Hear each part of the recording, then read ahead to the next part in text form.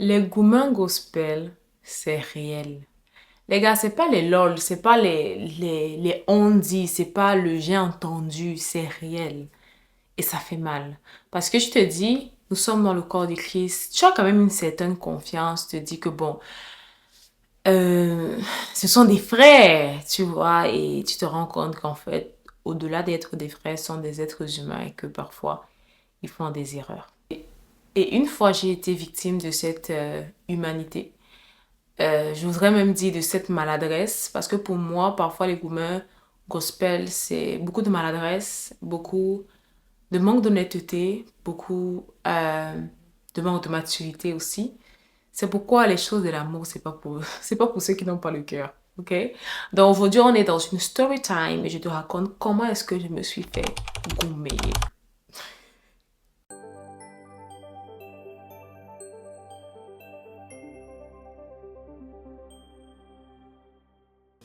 Bonjour à tous, bienvenue à votre émission chrétienne Vivre pour Christ. Mon nom est Alice Abikout et nous sommes de retour pour une nouvelle émission. Et cette semaine, je vous partage une story time de comment est-ce que je me suis fait goumer. Le gourmand gospel, c'est réel, c'est pas les lol, c'est pas les hon hon hon, ça existe.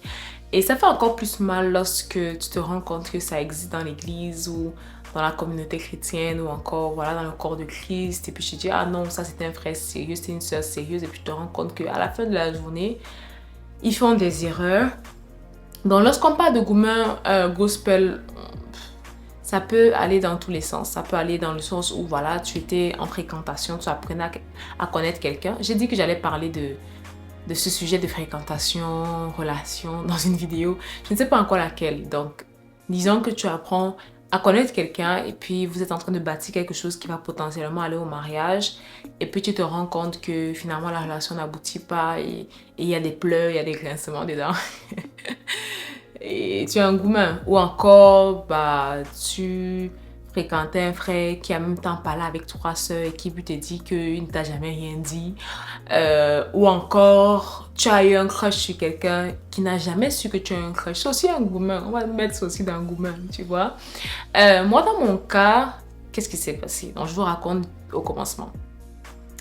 Donc, moi, je suis une jeune fille passionnée par le Seigneur. J'aime Jésus de tout mon cœur. Mais ça ne veut pas dire que j'ai envie de rester célibataire pour le restant de ma vie. Potentiellement aussi, je veux pouvoir me poser et puis, tu vois quoi. Donc, je suis dans cette communauté chrétienne et puis il y a ce jeune frère, un bel homme, vraiment, Dieu l'a bien créé. Il faut dire, quand les choses sont bien, elles sont bien. Et voilà, on commence à parler. Au départ, vraiment, on parlait juste randomly, c'est-à-dire vraiment de manière, voilà, occasionnelle. On parlait de tout et de rien. Et c'est un frère vraiment qui aime beaucoup la parole, drôle ou pas drôle. Les frères qui aiment la parole. Et bref, après on a commencé à parler de plus en plus et puis on a commencé à s'appeler de plus en plus. Et puis je suis comme, moi il y a quelque chose que mon mentor m'avait appris. C'est que quand une relation n'est pas claire, tu as le choix de la clarifier. Donc, la première chose qu'il faut que tu saches, jeune femme, jeune homme, c'est éviter les relations qui ne sont pas claires. Quand ça commence, au départ, vous vous parlez comme des frères et sœurs normaux, mais vous commencez à vous parler tous les jours, vous textez tous les jours, vous appelez tous les jours. Frère, on doit clarifier parce que même avec les membres de ma famille, même avec mes parents, je ne parle pas tous les jours. Même avec mes soeurs, je ne parle pas avec eux tous les jours. Même avec mes amis les plus proches, on ne parle pas tous les jours. Donc, à plus forte raison, on est deux sexes opposés. Tu me parles tous les jours, toi me dis, frère, c'est quoi ta position? Donc, la première chose, clarifier la situation. Alors, moi, la première chose que mon mentor m'a appris, comme je disais, c'est qu'il faut toujours clarifier une situation qui est floue. Même si tu es une femme, ne te dis pas que, oh, je vais parler de ça parce que ça va faire comme si c'est moi qui suis intéressée, ma chérie. Tu ne peux pas te retrouver avec les, oh, je pensais que, je croyais que, non. Si c'est pas clair, clarifie. Donc, à un moment donné, j'essaie un peu de clarifier la situation. Voilà, on parle, mais où est-ce qu'on va? Et le frère, voilà, il joue un jeu bizarre. C'est-à-dire que je ne pourrais pas m'imaginer qu'il parlait avec d'autres filles autant qu'il parlait avec moi. Parce qu'en même temps, quand tu peux penser que, enfin, à la mesure à laquelle nous parlions, tu ne peux pas croire en fait qu'il parle avec une autre personne parce que tu es comme, franchement, tu dois avoir du temps. Tu dois vraiment avoir du temps. Donc, je me rends compte quelques semaines après qu'il y a une autre fille. Parce que les filles, on sait détecter ça, vous voyez un peu. Donc, je me rends compte qu'il y a une autre fille. Et la fille en question, elle aussi, moi, je ne sais pas. Bon, excusez-moi, mais moi, si je suis ta copine, il y a des limites. Bon, on va dire là que Jalice a dit copine. Si je suis en train de fréquenter, genre si je suis en train d'apprendre à me connaître, mon frère, tu n'apprends pas à connaître 5 filles en même temps. Si tu apprends à me connaître, tu es comme, ok, j'ai envie d'épouser cette fille, mais il faut que j'apprenne à la connaître, savoir qui est-ce qu'elle est, en plus de profondeur. Mon frère, tu n'apprends pas à connaître 10 000 autres filles, donc il y a des limites. Je ne veux pas te voir en train de parler avec des filles du matin au soir. Non, le frère était en train d'apprendre à connaître notre soeur. Elle aussi, elle le voyait parler avec moi matin, midi, soir. Elle le voyait parler avec moi matin, midi, soir. Elle disait rien, je suis comme, maman, ma chérie. Bon, peut-être qu'il y a des filles qui sont comme, ah, ce qui est à toi est à toi, mais non, pour moi, c'était du manque de respect. Et en tant que femme qui se respecte, moi, j'ai toujours dit, ce que tu sèmes, tu le récoltes. Alors, pour moi, je ne pouvais pas semer ce que je ne veux pas récolter. Ça veut dire que je ne peux pas faire à une fille ce que je n'aimerais pas qu'on me fasse. Je n'aimerais pas que demain, mon futur mari se mette à parler avec des filles. Alors, je ne vais pas continuer à parler avec ce frère, sachant qu'il est en train d'apprendre à connaître une autre sœur. Et puis, pour lui, dans sa tête, et ça, c'est un gros problème avec les hommes, excusez-moi, c'est que parfois, c'est comme si dans votre tête, c'est pas très clair. Donc, pour lui, dans sa tête, c'était genre, c'est pas grave, voilà, c'est Alicia, c'est mon amie, on parle et elle, je suis en train de cheminer avec elle. Mes frères, au départ, je parle pas avec une fille tous les jours alors que tu es en train de cheminer, apprendre à connaître quelqu'un d'autre. Ça se fait pas. Il y a quelque chose que tu n'as pas compris sur les relations, je sais pas. Donc, à un moment donné, moi, ce que j'ai fait quand j'ai découvert ça, et puis c'est même pas lui qui me dit, c'est moi qui pose la question parce que je suis comme, tu vois, les filles, elles savent observer ce genre de choses. Je suis comme, est-ce qu'il y a quelque chose avec elle? Et puis il est comme, ah, c'est compliqué, c'est que, frère, parle français. Si tu apprends à connaître quelqu'un, dis-le clairement, assume au moins. C'est compliqué, maman. Mais la sœur, elle, dans sa tête, c'est que c'est pas compliqué, c'est clair. Et toi-même, tu sais que c'est clair. C'est juste que tu te retrouves dans une embûche. Bref, moi, en tant que la fille mature que je suis, la fille mature que je suis, c'est il y a quelques années, ça fait peut-être 4 ans maintenant. Mais en tant que fille mature que je suis, je me suis dit, ok, moi, je ne peux pas continuer ce jeu. Donc, je ne peux pas continuer à t'entertain. Ça veut dire à te divertir, que tu vas parler avec moi matin, midi, soir. Donc, j'ai pris mes distances de sécurité, comme je vous conseille. Ce que je vous conseille, j'applique, mes amis, j'applique. J'ai pris mes distances de sécurité. Mais après, une chose qui était quand même déjà là, c'est que mon cœur avait quand même commencé à développer de l'attachement. Je dirais pas que j'étais amoureuse, parce que vraiment les filles, on tombe pas amoureux comme ça. Parce que comme je vous ai dit, l'amour c'est quelque chose de trop profond. C'est bien plus profond que des sentiments, que des émotions, que des glic dans le ventre. Donc j'étais pas amoureuse, mais j'ai commencé à m'attacher à la personne.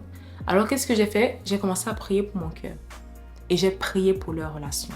Donc deuxième chose, lorsque tu vois qu'une relation est floue, après avoir clarifié, tu mets une distance de sécurité.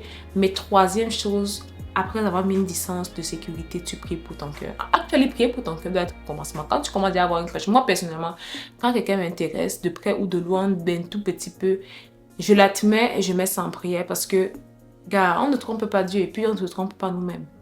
Donc, la troisième chose, c'est que j'ai commencé à prier. Alors, j'ai prié pour mon cœur, j'ai prié pour la restauration, j'ai prié pour que je puisse voir cette personne comme si elle était normale, tu vois. Et puis que je puisse aussi honorer ce qu'il était en train de former avec cette fille. J'ai compris en fait qu'il manque un peu de maturité, de sagesse, peut-être, dans la façon dont il gérait ses relations avec les femmes. Je n'ai pas coupé l'amitié parce que vraiment, tu vois, quand les gens sont sincèrement dans l'erreur, il était juste sincèrement dans l'erreur. Donc, j'ai gardé l'amitié tout en le respectant, en respectant sa copine. Et comme je respectais sa cheminante, parce que je vais dire copine ici, là, on va me fusiller. Comme je respectais sa cheminante, je me suis dit, je vais mettre des distances de sécurité. Je lui ai parlé aussi par rapport à ça, que ça se fait pas, il y a des choses, ça se fait pas. Je dois mieux les faire. Et j'ai prié pour leur couple. J'ai remis leur couple entre les mains de Dieu. Leur relation. Tu peux appeler ça comme tu veux. Je vais faire une vidéo sur ça parce que là, ça me complique un peu la tâche. Donc, j'ai prié pour eux. J'ai prié vraiment que le Seigneur les garde, que le Seigneur les préserve. Fais attention. Ne développe pas de l'amertume. Que voilà, tu commences à regarder les gens, tu es jaloux. C'est pas bon. Donc, j'ai prié pour mon cœur. J'ai demandé à Dieu vraiment de me débarrasser de toute forme de sentiment, que ce soit la convoitise, la jalousie, que ce soit l'intérêt qui était dans mon cœur, genre d'enlever à zéro. Que je puisse le voir comme si je voyais mon frère à la maison et que je puisse être heureux pour lui, heureuse pour lui et heureuse pour leur relation. Donc, j'ai prié par rapport à ça, j'ai remis la relation entre les mains de Dieu. J'ai même prié pour lui, pour son caractère, que Dieu vraiment lui ouvre les yeux ou lui ouvre les yeux. On ouvre les yeux à quelqu'un, on ouvre les yeux de quelqu'un. Ah, bref, que le Seigneur lui ouvre les yeux de pouvoir grandir en sagesse et en maturité de comment il va gérer sa relation avec sa future femme. Parce que ce sont des erreurs. Donc, je pourrais dire que c'était un commun quand même, un commun gospel. Parce que pourquoi? Parce que excusez-moi, je me répète beaucoup. Parce que, comme je l'ai dit au début, quand tu arrives dans le corps du Christ, tu as des attentes. Je te dis, ce sont des frères en Christ et je ne m'attends pas à ce que ce genre de bêtises arrive au milieu de nous. Je m'attends à ce qu'ils vont faire preuve de sagesse, de maturité dans leur relation et parfois ils en manquent. Mais une chose que j'ai compris avec les hommes, quand un homme ne t'a rien dit, ne tombe pas sur tes conclusions. Ne tombe pas sur des conclusions. Et deuxièmement, n'entretiens pas une relation de proximité pendant longtemps parce que tu penses qu'il est intéressé. Parce que s'il était intéressé, il t'aurait dit qu'il est intéressé. Quand tu vois, ça fait moi, pour moi, je n'attends pas longtemps. Si ça fait déjà une semaine, on se parle pratiquement tous les jours, on s'écrit tous les jours. Frère, c'est quoi ta vie, ton pro? What is your purpose in my life? C'est pas pour te faire peur, parce qu'il y en a qui sont comme, oh, j'ai envie d'apprendre à connaître cette personne, et puis directement, elle veut que je mette le nom dessus. Non. Mais je veux que tu saches que je n'ai pas du temps à perdre. Surtout quand le temps passe, gars. Si c'est que j'avais 15 ans, ok, on vous les cache-cache, il n'y a pas de souci. Mais là, j'ai pas de temps à perdre. Si tu es là juste, si tu veux apprendre à me connaître, tu me parles tous les jours, frère. Il faut que tu me dises que tu viens apprendre à me connaître. Ne me prends pas pour une folle, parce qu'il y a certains des frères, ils font comme genre, je t'avais jamais rien dit. Et puis, tu veux me prendre pour une folle, je suis pas folle. Like, tu veux te faire genre, en fait, c'est moi qui me fais des idées, c'est moi qui m'invente des films, frère. Il faut faire attention. Grandissons, maturons, parle français. Si tu es intéressé, tu es intéressé. Si tu n'es pas intéressé, laisse l'enfant de tribu chercher son Dieu, servir Dieu de tout son cœur, de toute son âme. Ne viens pas créer des turbulences pour rien. Donc, quand on parle de commun gospel, on parle de garder ton cœur. On parle d'être clair. On parle de ne pas s'emballer. Comme je vous ai dit, faites vraiment la différence entre aimer quelqu'un, trouver quelqu'un agréable à l'œil nu, trouver quelqu'un intéressant et tomber amoureux. Tomber amoureux, c'est toute une autre affaire. Ok? Donc bref, moi c'était ça. Comment est-ce que je l'ai vécu et puis comment est-ce que je l'ai traversé. Comme je l'ai dit, j'ai prié, le Seigneur a restauré mon cœur. Et puis comme si de rien n'était, pour moi c'est un frère aujourd'hui que j'aime beaucoup toujours. Comme je dis, il y a juste des personnes qui sont juste maladroites. Et puis on paie le prix de la croissance spirituelle de certaines personnes, unfortunately.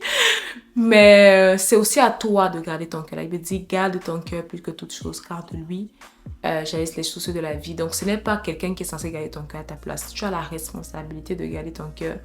Tu as la responsabilité d'en prendre soin. Tu as la responsabilité d'établir les limites. J'aime souvent dire, les limites, si tu ne t'imposes pas des limites, toi-même, si c'est que tu n'as pas de limites, tu t'apprêtes à les briser et les gens t'apprêtent à les briser parce que tu n'en as pas.